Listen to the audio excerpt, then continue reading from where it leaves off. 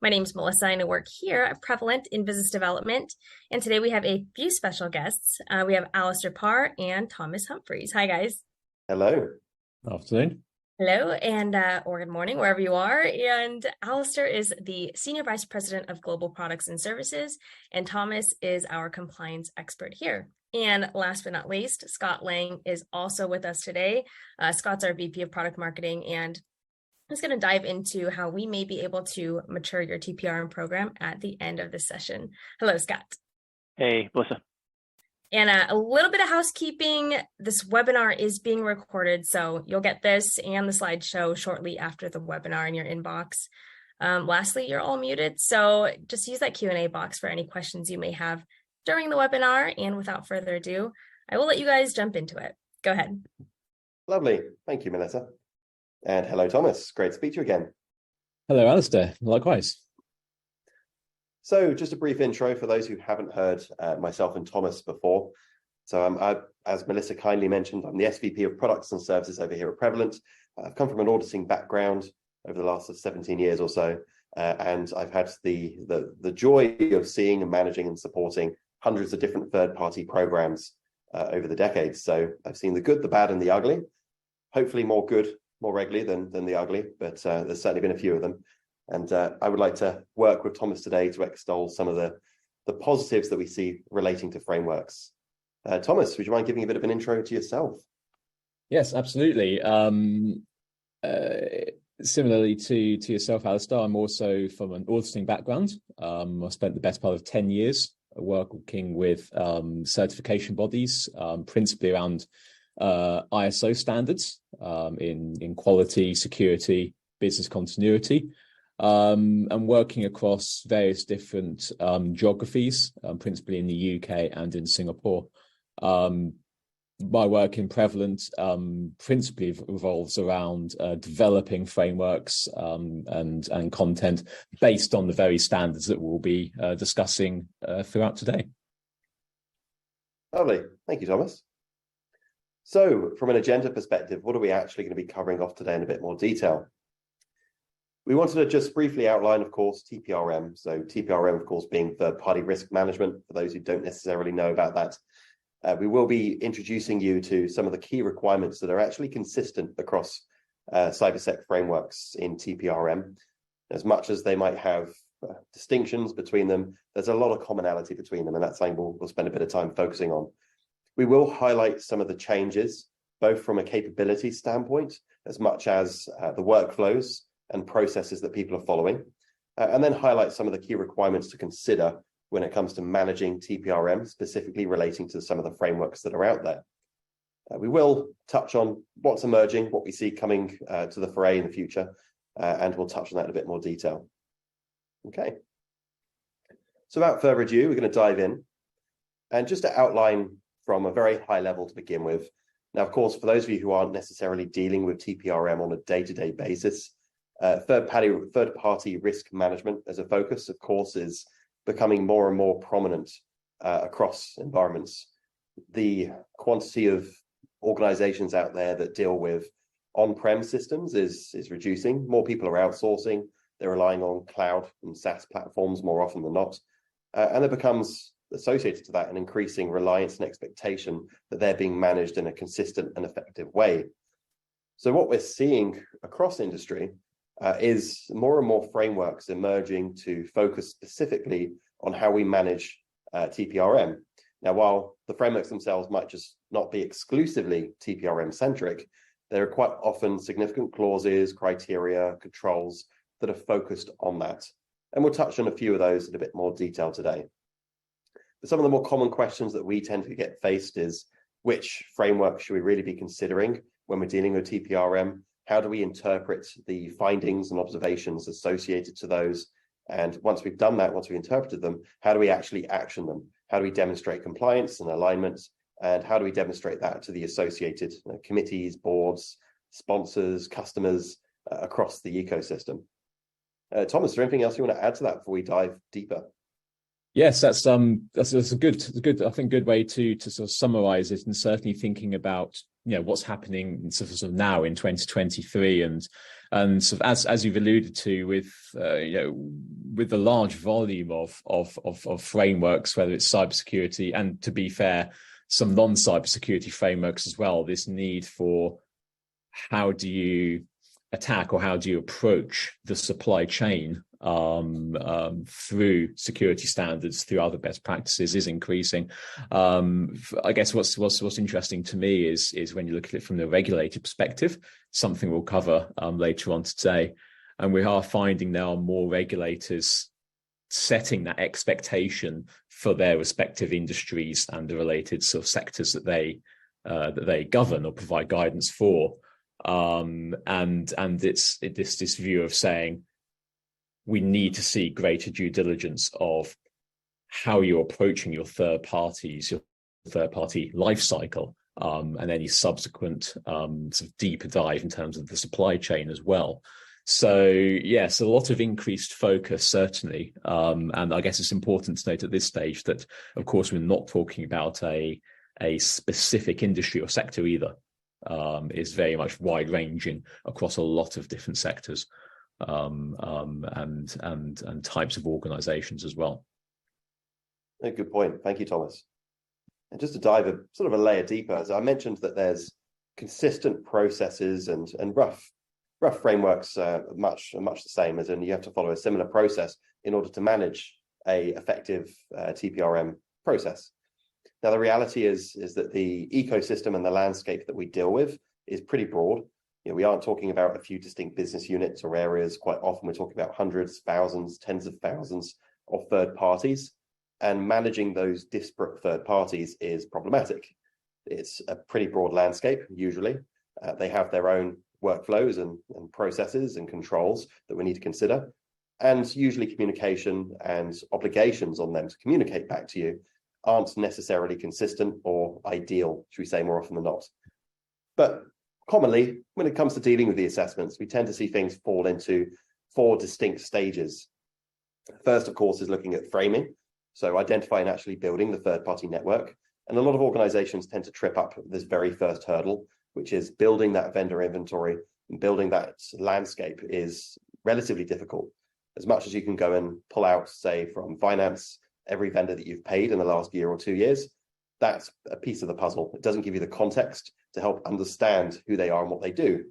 And that feeds into that second point there, assess. If we don't necessarily know who the third parties are in that landscape, it's very hard for us to gauge the complexity, the challenges, and more importantly, the expectations that we would align against them. And those are 2 of the most common challenges we see when we're dealing with any of these frameworks. Thirdly, and because people tend to be focused so heavily on the first 2, and that's for some it's a relatively insurmountable challenge, respond tends to become a nice to have, except for the critical vendors, which is about being able to develop the framework against what you're actually assessing them for, to help determine the priority risks, the key controls, the findings that you need to track, and then drive remediation against those. And then, of course, once we get them to a point of the state of ready or acceptable, there's that ongoing monitoring piece. So a more mature TPRM program that's tracking and aligning to different frameworks is generally monitoring progress. Things change over time, the business landscape evolves, and is using the associated tools and capabilities to be able to identify how those controls are evolving over time. Thomas, anything else you want to add to that? And yes, absolutely. So I think what's always interesting when I'm looking at sort of how we can sort of structure a third party program, sort of life cycle model, and we've got these 4 areas: frame, assess, respond, and monitor.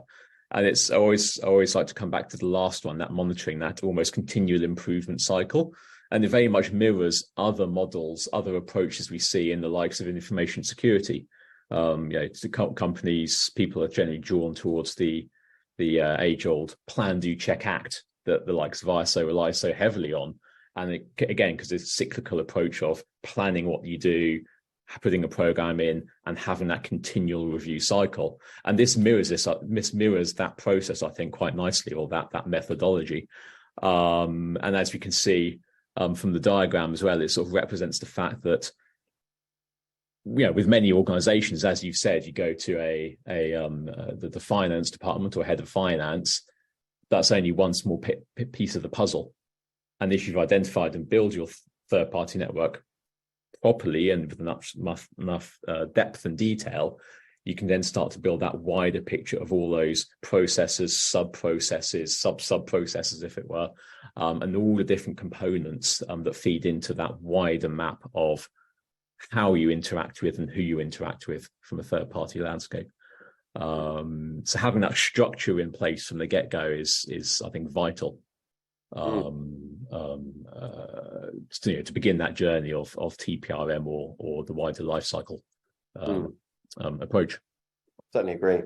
We touched on it a bit more on of course, on this next slide, which is something to consider when we're talking about the challenge really of a large vendor inventory in capturing all the relevant information. And as Thomas mentioned, that plan, do, check, act cyclical model is making sure that we select something that's actually realistic and tangible for the business to consume.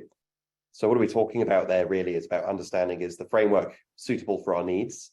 As in, does it actually address the challenges specifically either in our sector or associated to the types of services that we're delivering or that our customers expect? Does it have set standards and guidance that we can actually align our best practice models against? So for example, does it outline key controls that are really critical for what we're trying to deliver? And very importantly here, is it scalable? Is it simplistic enough in the sense that it's still effective, that we can apply it at the scale of the vendors that we tend to deal with? If you're looking at a very localized framework that you might even build yourself in some cases, as opposed to taking something off the shelf or industry specific, is it something that you can repeat? Are you going to get consistent results, regardless of who's conducting the framework analysis and exercises, time and time again at scale?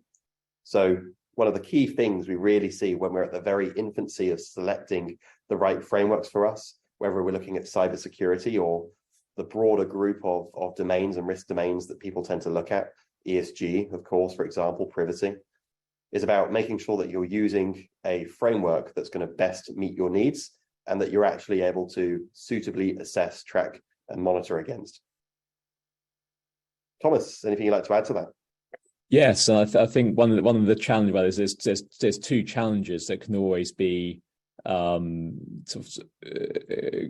be difficult when you're first starting out this journey. The first part is working out. We'll go through a sample of recognized, quite well known frameworks, particularly in the sort of the infosec cybersecurity space. And it's saying, we've got ISO, we have NIST, we have SIG, we have CIS, we have a lot of different acronyms here for a lot of different frameworks. Don't they all do the same thing?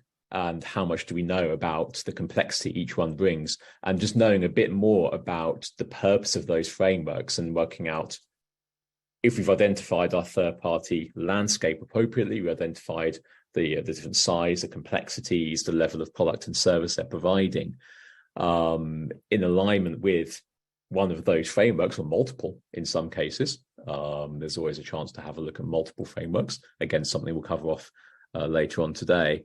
It'll only make it easier when you start that process of aligning the expectation of that framework with what you're trying to achieve in terms of monitoring and managing your third parties.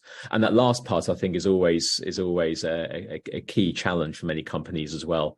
There's a lot of frameworks out there, but there's also an ever-changing landscape in terms of, sort of threats, vulnerabilities, technologies, obviously AI being perhaps one of the hot topics of the day, for example, and getting to understand, well, what are these standards, frameworks, regulations doing to address these threats and issues, and how does that feed into my wider TPRM program?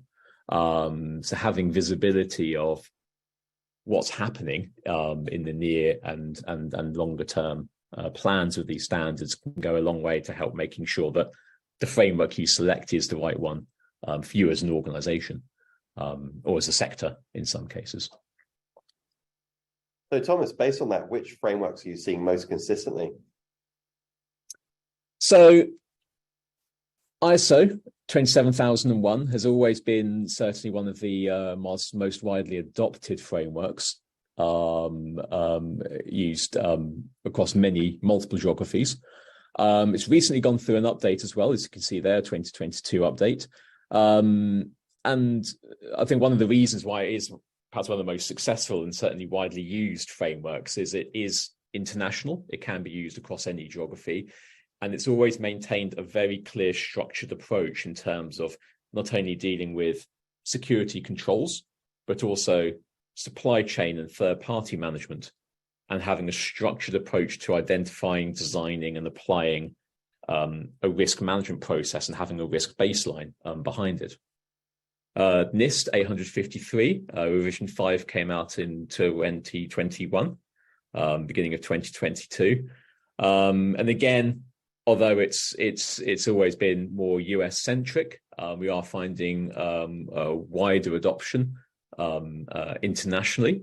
And that's, I think, recognition through the level of depth that NIST as a standards body provides, particularly with its security controls. And again, paying attention to what they've done with supply chain management and the wider supply chain risk management process.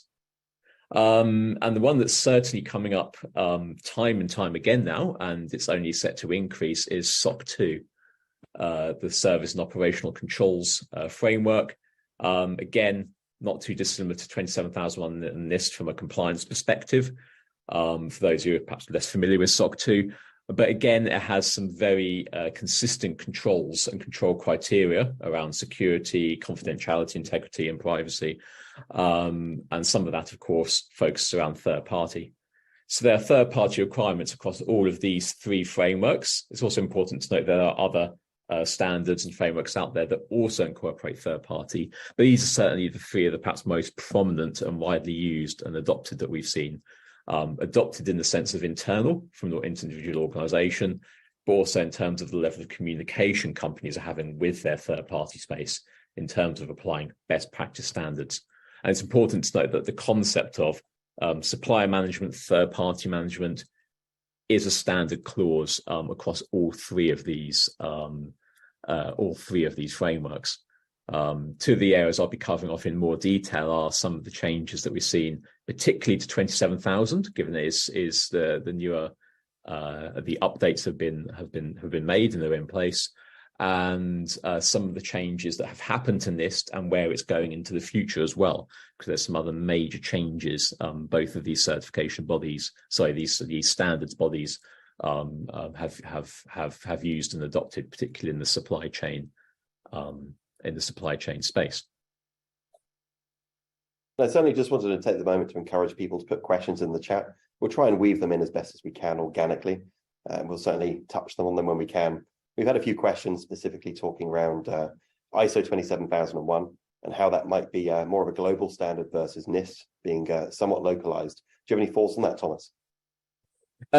Yes, very much so. So ISO as an organization, I mean, they have tens of thousands of standards, and each and every one of them, and particularly the likes of 27000, have always been designed to be global. And you can see that in the language the standard uses.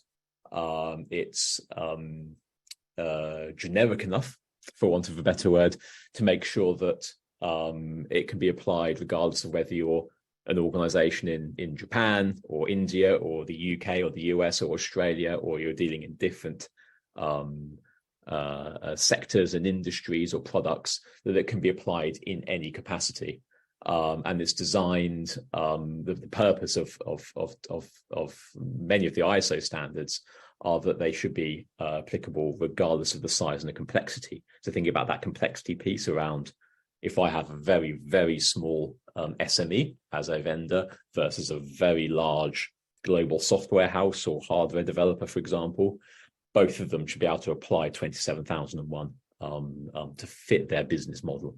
So yes, there's certainly a lot more global coverage of 27000. Although, as I say, NIST, traditionally built for US and US federal agencies, we are seeing sort of more applicability or more adoption, and I think largely that's due to some of the technical depth that NIST goes to that the likes of ISO and SOC don't.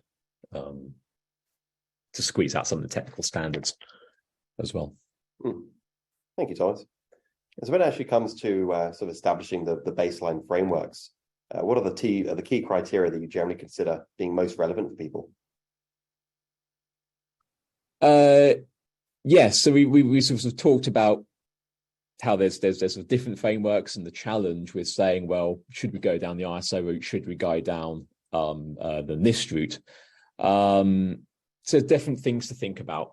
One part is taking a single assessment, so enabling that continuity and assessing all third parties regardless of complexity and to the same standard.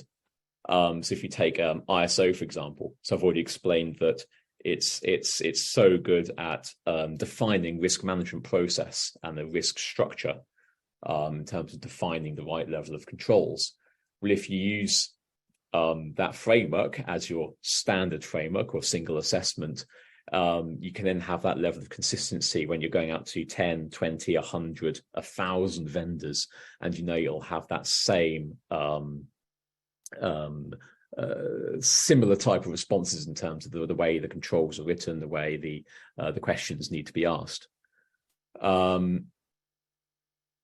What's important is always having that consistent risk management process, and it's obviously worth noting, not just outside of ISO. You notice I might talk a lot about ISO, given that's my background, but when you look at others such as NIST and SOC, even CIS and other frameworks, they all have a consistent risk approach in terms of the way not only risk is identified, designed, and applied, but thinking about the way risk is captured from a supply chain process.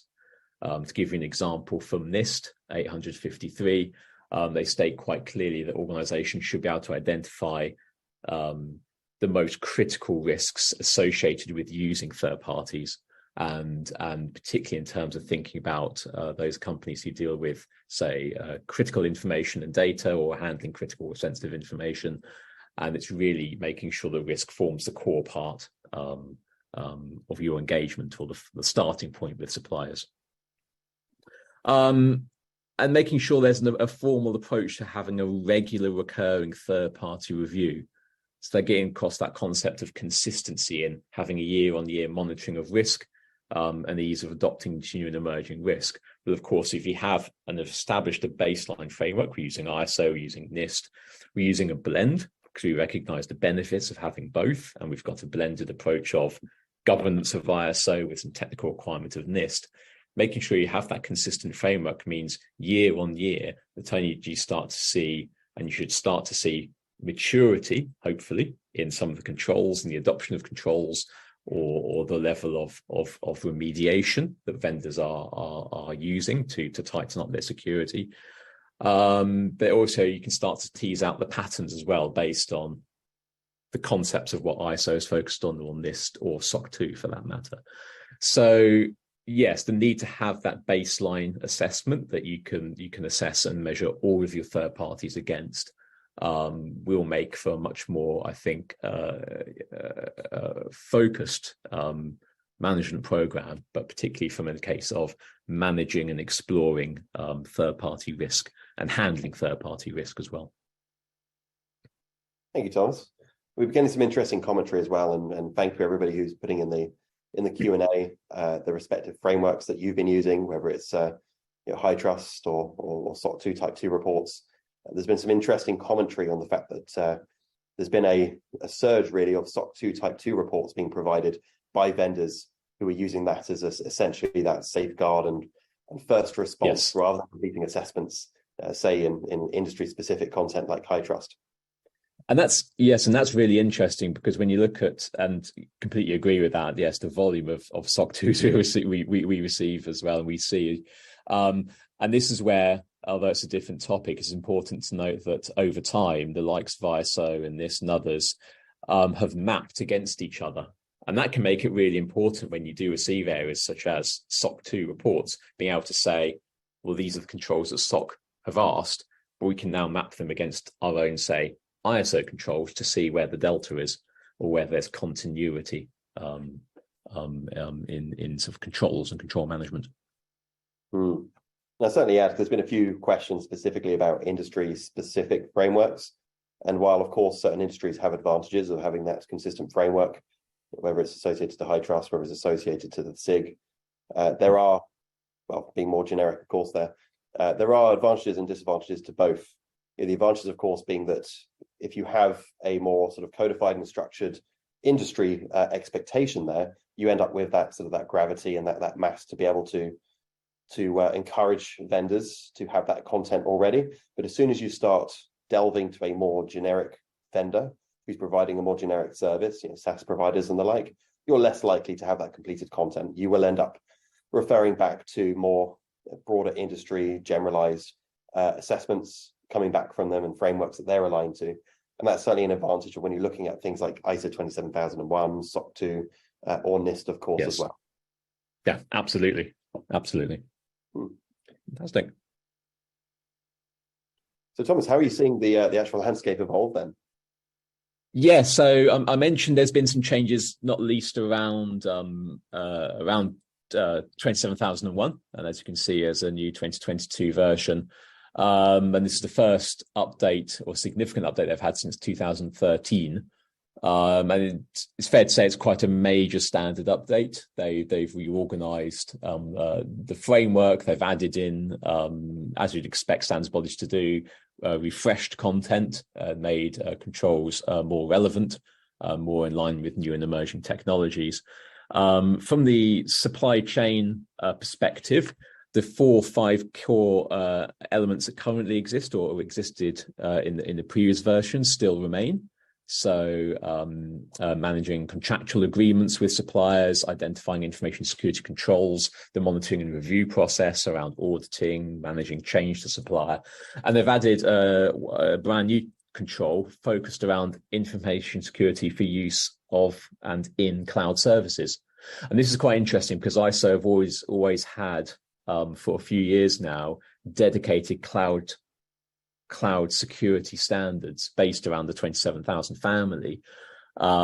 This is now, I think, again, a realization from ISO that the world generally, or many organizations, many sectors and industries are and have been moving to cloud for many, many years. And so I think this reflects that natural progression of saying, you have a full program of dealing with suppliers, but there will be obviously some nuanced specifics when you're dealing with cloud service companies, particularly those very large organizations that quite often could be quite difficult to extract some of the information security requirements, business continuity requirements that you may be able to through smaller third-party contracts and agreements. Secondly is NIST. So I've mentioned revision 5 of the 853 framework. NIST have something else called CSF, the cybersecurity framework, and there's a major standard update being applied to this as we speak. It's already out in draft, and the expectation is by 2024 version 2.0 of CSF will be released. And there's a close relationship between CSF and the likes of 853. Their cybersecurity standard. And again, what's notable from a supply chain aspect is, again, the CSF originally, or version 1, already had requirements around identifying the supply chain, interacting with suppliers. They've added 3 to 4 additional control points around the planning stage and the due diligence you take in setting up third parties and engaging with third parties. And again, an extension of the concept of supply chain risk management as well. And some of this, I think, very much marries what they've done with other frameworks around the wider cybersecurity supply chain risk management approach in this NIST 800-161, I believe, where they've actually taken a deeper depth approach around how should a supply chain program and framework be developed from cradle to grave, so from identifying third parties all the way through to exit agreements and exit arrangements. So this is 2 indications of 2 quite large sort of standards and frameworks where they have focused on new and emerging technologies, but perhaps more importantly from this perspective around enhancing cloud, enhancing supply chain or the concepts around supply chain risk management. And yes, quite timely, I think, too, particularly around the ISO framework around the use of cloud service, given how relevant it is in today's world. It's also worth mentioning, outside of ISO standards, around regulation as well. So with new and updated regulations, also using TPRM as a focus across different industries and sectors. And some of them have been in place for some time. The likes of PRA, the Potential Regulatory Authority in the UK, working with Bank of England, developed for the financial sector a third-party framework. There's some additional frameworks that have come out and are coming out from the EU, such as DORA, which is focused around outsourcing arrangements and arrangements around cybersecurity. OSFI from Canada, leaning heavily on PRA from the UK to develop for the financial sector in Canada, and they've developed guidelines for third-party risk management released this year. And HIPAA, security and privacy rules, have been in place for some time, but again, there's been an increased focus from HIPAA, particularly around the use of third parties and applying security and privacy rules when you're engaging with third parties. So it's interesting to see not only standards bodies like ISO and NIST, but there are a lot more regulators and regulations coming out focusing around due diligence of your third party base. And what's interesting across these three, for example, and thinking about PRA, is they're all asking prospective industries to provide very similar things. So one, validation that third-party risk is being identified and is being managed. So you have a formal process to identify what the biggest risks are when you're working with third parties. Contractual arrangements are in place. So there's formal agreements, formal contracts established that can demonstrate how you're asking the right questions of your third parties. So if you think about HIPAA, for example, anything with the use of public health information and health data, there's going to be some very clear requirements from a contractual standpoint to make sure that security, data security requirements, privacy rules are established and are clearly defined. And then finally, expectations on reporting third-party incidents and events. And again, we're looking across these three on the screen and other regulations. There's again sort of further explicitness to say, how are you reporting on incidents, events, recovery incidents back to us, the regulators, and to the your wider stakeholders.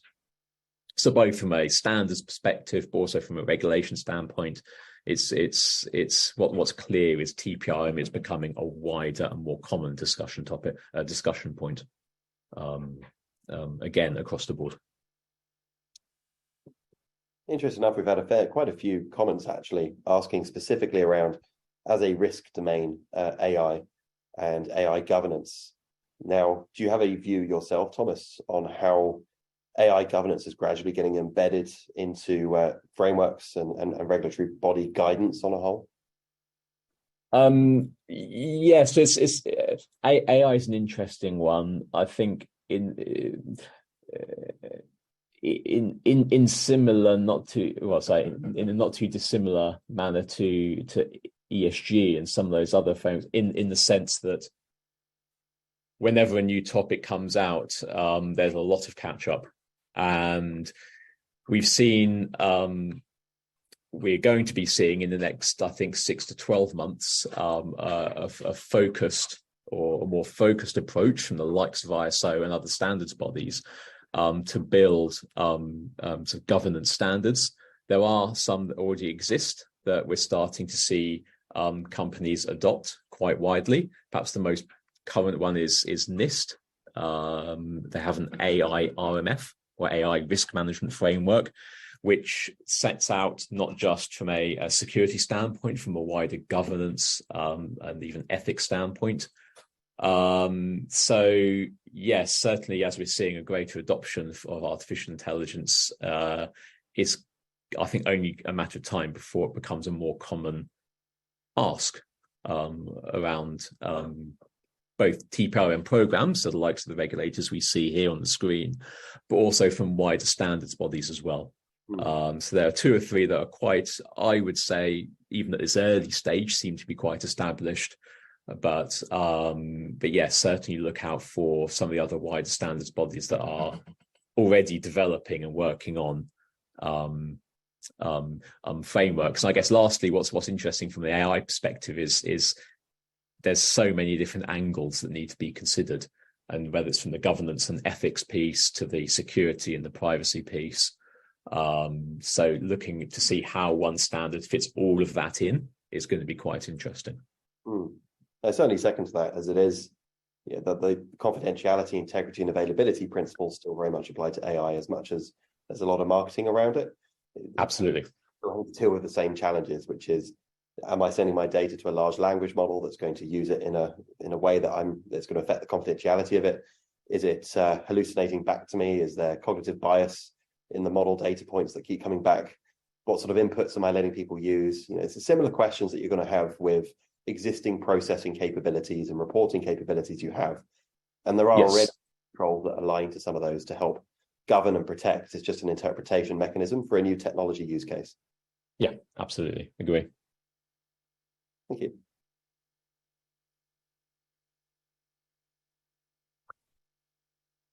So it's probably worth us touching a bit more now around, so we've had a look at the changes, we've had a look at some of the introduction to sort of TPRM and sort of how it fits into into existing frameworks such as ISO and NIST. So I guess the question is, well, how do we make sure that the framework that we do select, that we do use, can help to sustain our TPRM program in the long run? Particularly when we're looking at some standards that don't change on a year-by-year basis. And so we need to make sure that it's future-proofed as much as possible. So firstly, it goes back to that understanding, selecting what's the most appropriate model for us. I always like to build a little checklist for some of these things, and those 5 areas, some of which we've already covered, the scalability, the clear baselining, regardless of the type and the complexity of the supplier, it must be a standard or framework that allows you to adapt to those very small 5-person companies, mom and pop shops, through to the the larger, the Microsofts of the world and the larger enterprises as well. And that key requirement to always remain up to date and relevant. And again, that can also sometimes be the tricky piece when standards aren't always updated on a year-by-year basis.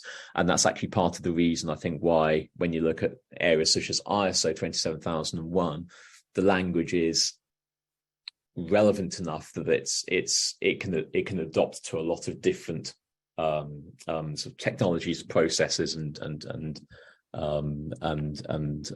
approaches as well. So yes, that's certainly the first key area to consider. It's have we identified what the most appropriate standard framework is, and it's worth noting that particularly those 3 on the screen earlier, ISO, certainly ISO and NIST, but also SOC 2, they are all built to be adapted regardless of the complexity of the organization you're working with. Or that you're assessing against. So that's the first piece, I guess, say that we need to make sure, can we have a consistent a framework that's going to see us through not just 1 year, but multiple years of third-party and vendor engagement. I'll just add one thing to that, if I may, which is we've again had a lot of commentary in specifically dealing with maintaining visibility of that framework. So as much as you might select something, there's likely going to be some regulatory obligations in your particular sector or space, which might take time to be woven into your selected framework of choice. So very much we would recommend that you continue to monitor and track localized regulatory obligations as much as you would do with any business process or event in industry. I wouldn't rely solely on the frameworks themselves. No, very, very good point. And it's worth noting as well that some of the frameworks some of the regulations, that have come out it's interesting to see how much they use best practices such as some of the ISO or NIST language when asking for set control points. So by having a baseline framework in place, as you said, Alastair, it's always important to make sure that when a new regulation like OSFI comes out in Canada, as it did this year, that if we've already got a framework in place, that will certainly go a long way to demonstrating to them. But we must always be mindful of the nuances and specifics that each of those regulators are asking for as well. So always being track on what it is that they're trying to get out of it or what their purpose is in terms of third-party risk management. Secondly, being able to monitor and continually review risk and threat areas. So again, using standards and frameworks to help set minimum control criteria and making sure there's an ongoing review, identification and response to third-party risks through standards and frameworks. So we're thinking about specifically in terms of supplier controls or third-party based controls. Many of these standards already give a very clear indication of what is required in terms of identifying what your risks are, engaging your third parties to make sure those controls are in place and are defined through formal agreements or arrangements, but also that continual monitoring approach, whether it's through on-site or virtual audits, whether it's through performance reviews or SLA monitoring reports or something else, a blend of both. Being able to have a process where you are continually monitoring and reviewing all of those risk and threat areas that you've identified through your TPRM program. We can certainly see how many of these frameworks can help to sustain and build that best practice and standardize that practice of continual review, continual monitoring, and continual scoping out of risks as well. Again, let's not forget that it's not a one-time only task, but continue reviewing the type of risks that you've identified for your suppliers. And these frameworks all go a long way to help setting that standard or setting that best practice.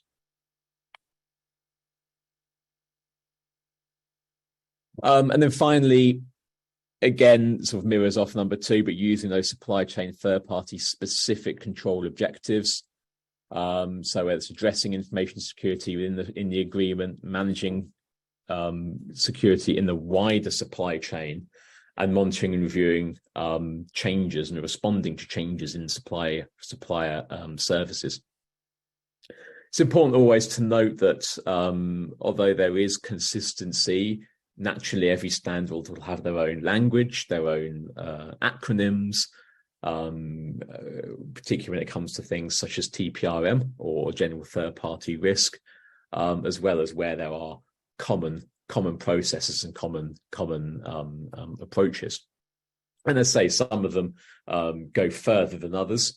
So to give you an example, where 27001 focuses more around or has a baseline question around how you manage security in the supply chain. And it's not only until you get to other standards does it go through the more nuanced effect of what does that mean. But from NIST, right from the get-go, it already expects and says, are you aware of provenance of products, for example? Are you aware of the life cycle of systems and information when you're engaged with suppliers? So they're already thinking about the wider supply chain approach. And this is where, again, we can see the blend of using the benefits of, say, ISO with some of the technical requirement of NIST can actually be hugely beneficial, particularly when you're looking at establishing that baseline third-party assessment framework to make sure you're getting the right information, the right mandatory controls that you're seeking. Thank you, Thomas. And we're certainly seeing a lot of questions as well, commenting on the fact that certain frameworks enable them to expose more information. I appreciate ISO 27001. If you get a statement of applicability, that's going to give you more detail than just the certification, of course. You need to understand the controls that are in scope. And equally, the SOC 2 Type 2 reports, looking at things like the scope associated to it, the cadence, the last assessment dates. It's very very prudent to look at the detail when you're considering control frameworks to understand the scope of what's been included, what's been accepted or not. We've equally had a few people commenting on the fact that they have challenges where vendors themselves are simply not forthcoming. They aren't providing the information that they need, or they might have particular gaps in the evidence that they provide, and they just simply are unwilling to participate, address key gaps and findings and failures. And we've had a few questions asked about how do we actually deal with that. So from your perspective, Thomas, how do you find it being most effective to encourage vendors, third parties to, A, of course, provide information, but B, more importantly, address key control failures that you've identified? Yes, good question. So it is, yes, as you said, it's an area that we're not it's not too we're not too unfamiliar with. Sorry, choosing the right words.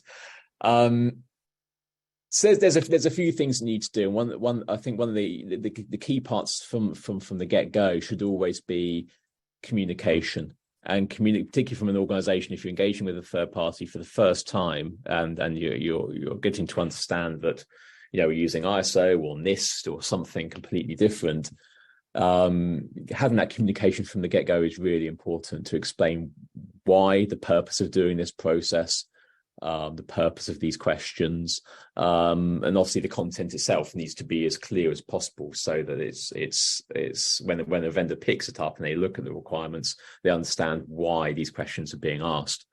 Certainly from the opposite side of the coin, when risks occur, in terms of how can we best communicate and translate this and ask appropriate questions back to the vendor to say, well, this is what you said, but this is what we require, or this is what the standard or regulation requires.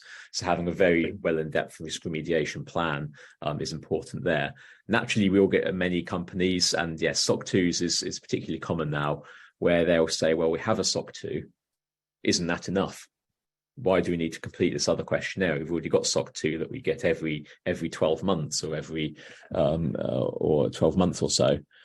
And this is where the ability to map those controls can come in a very valuable manner. If we're already able to identify that, say, we can map 100% of SOC controls to ISO controls, let's say, but despite that, there still are other key areas that are open, that are not asked in SOC, but that we are asking in ISO or in NIST. We can then ring fence those control points to those areas, and we can ask more targeted questions, or at least we can then re-engage with the vendor to say, we know you have SOC 2 compliance and you've given us your certifications and reports. However, we still need to look at these areas because it's these areas that are more concerning to us as an organization. There will always be some pushback, I think, with some companies. So getting that communication as clear as possible, I think will make it a lot easier to get the response that you need as a business.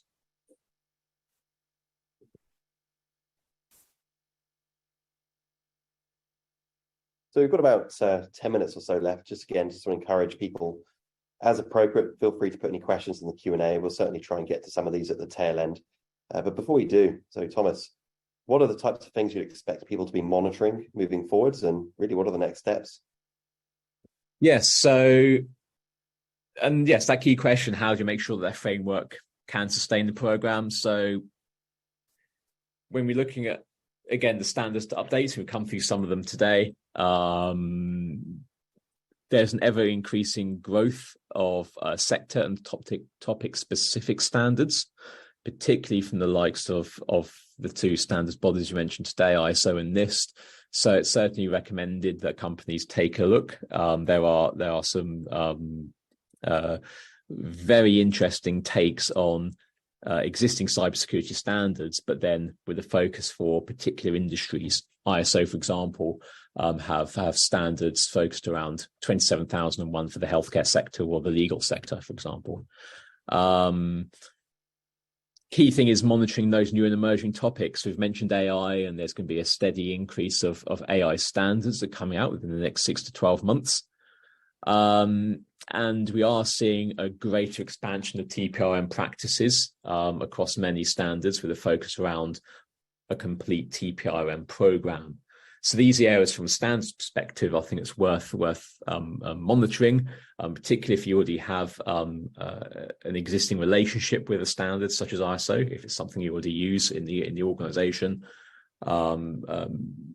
Those are, I guess, the key topics to look at first off. From a legal and regulatory perspective, we've already mentioned that they are expanding. We've had a look at a few of them today, such as there's European, such as the DORA Act. And this oversight around continual risk and third-party profiling, again, I believe is going to increase.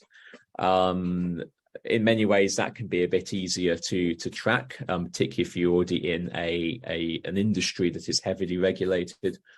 So the likes of healthcare, the likes of financial, and others that are improving as well. So the likes of education, for example. Critical controls through contracting agreements, as I said, is increasing, and that's something I think to pay particular attention to. You know, what's expected from a legal perspective when you're engaging and contracting with third parties, and this need for continual ongoing review, audit, and performance monitoring of third-party agreements and communication back to the regulators as well. So there are a lot of different standard and regulatory updates that have happened this year and are continuing to happen next year as well. And those 6 you see on the screen are just a few. But yes, I'd recommend certainly anyone who is in a, well, potentially any industry, but certainly those who are heavily regulated industries, is to sign up to some of the notification boards that you do see from some of these organizations, such as OSFI, for example,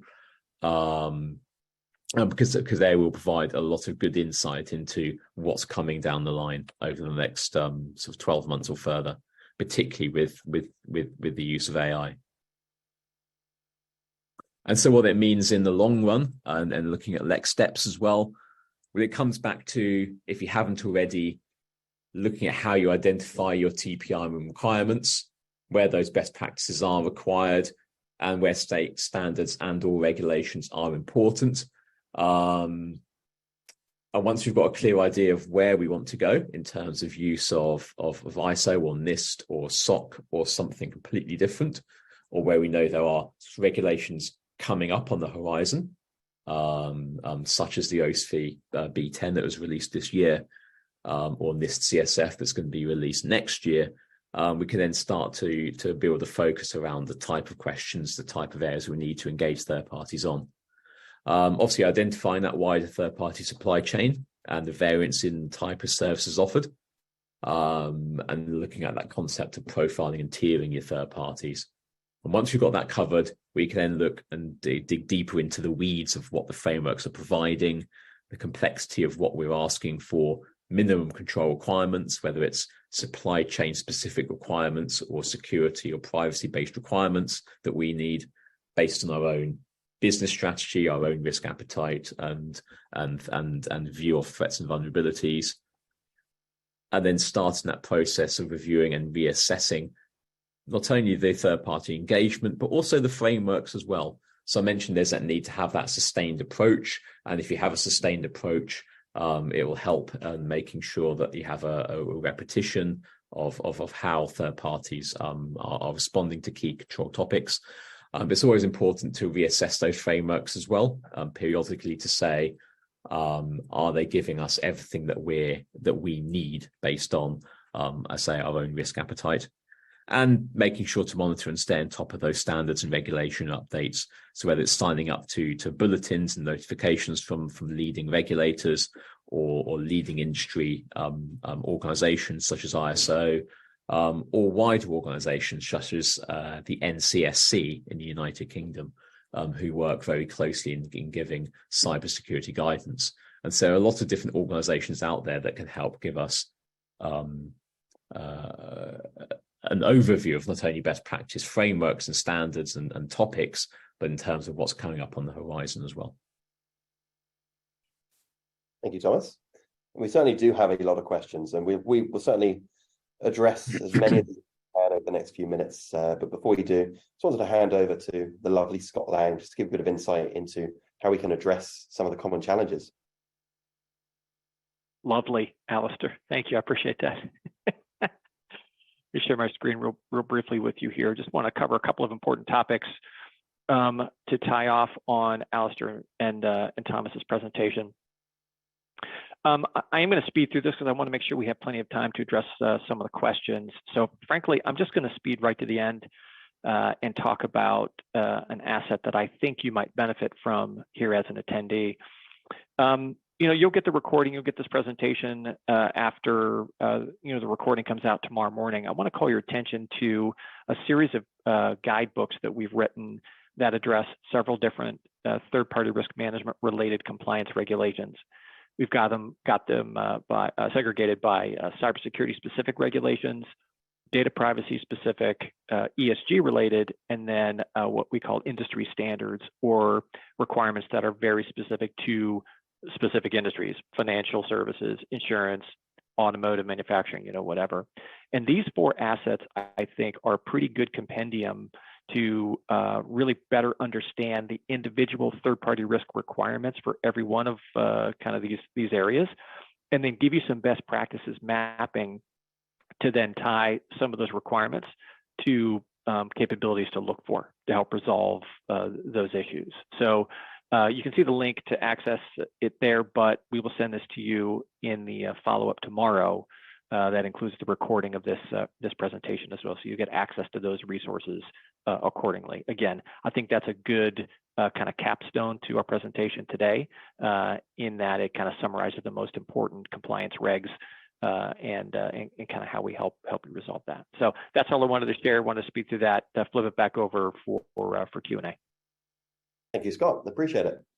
We've had a couple of questions following on from the AI piece that we discussed there. Prevalent does indeed have an AI set of questions. We have both the technical controls and broader governance set of questions relating to AI. We do have that mapped to the Prevalent Compliance Framework as well. So for those of you who do leverage it, please feel free to reach out to us. We'll be happy to give you a bit of an update on that. Having a few questions as well relating to cloud security specifically, and the CSA frameworks versus, say, the ISO framework. So Thomas, do you, from your perspective, have any view on how they differ or vary from a cloud management perspective? Yeah, so if it's speaking specifically around ISO 27001, so as you can see, I mentioned there's an extension of handling cloud security or cloud providers. It's important to note the main focus of that from ISO's perspective is from a supply chain approach. Certainly the cloud will go into a more, this is CSA, and the CAKE version 4 will go into a more technical approach in terms of the capability of managing obviously tenants and tenants within your environment and some of the technical capabilities around that ISO doesn't cover. I say it's important to know that ISO is, I would say they can complement each other. If you're a cloud provider looking to build or looking to further develop sort of security and security baseline, that's where the CSA comes in more valuable. But then taking the wider governance approach, of ISO is where there could be a complementary. They can complement each other. Thank you, Thomas. I'll take one more question. Just again, I want to encourage everybody, please answer the poll. It was always interesting from our perspective to understand what you're aiming to achieve and what the broader industry consensus is when it comes to managing third-party programs. But we've had quite a few questions specifically around profiling and tiering, establishing material and critical vendors in the supply chain. And just to touch on that before we close off, absolutely it's a challenge. It ties to that context observation we made at the start, which is it's very difficult to profile and tier and ascertain materiality of a vendor without context from the business to understand who they are, what they're doing, and what value they're providing to the business. So we do strongly recommend that you embed as part of your business processes through the onboarding journey, speaking to procurement, of course, or speaking to the onboarding teams, to make sure you are capturing the who, the what, the where, the why, and the how. Where are they based? What services are they delivering? Do they have access to key and critical information or sensitive personal data, for example? And based on that, are there any trends or any adjacent or supporting organizations who can provide similar services? Getting that context is key to effectively profiling and tiering. Otherwise, it would be very difficult to establish who is actually material or critical across the supply chain. Doing it retroactively is very difficult, mainly because you have third parties being, well, you might have a business owner with hundreds of third parties, and they're certainly not going to complete that in one large go. So we do recommend you trickle feed it as you onboard third parties. Apologies we couldn't get to all the questions today, but thank you very much for your interaction. And just hand over to yourself, Melissa. Perfect. Thank you so much, Alastair and Thomas, and of course, Scott. And thanks everyone for all your questions. It really is valuable to answer those. If you want to stay in the loop, in the TPRM loop, feel free to add us on LinkedIn so you can pick and choose what topics are most relevant to you. And lastly, I hope to see a handful of you in your inboxes and maybe at a future webinar. Thank you. Take care, everybody. Thank you. Bye. Thank you.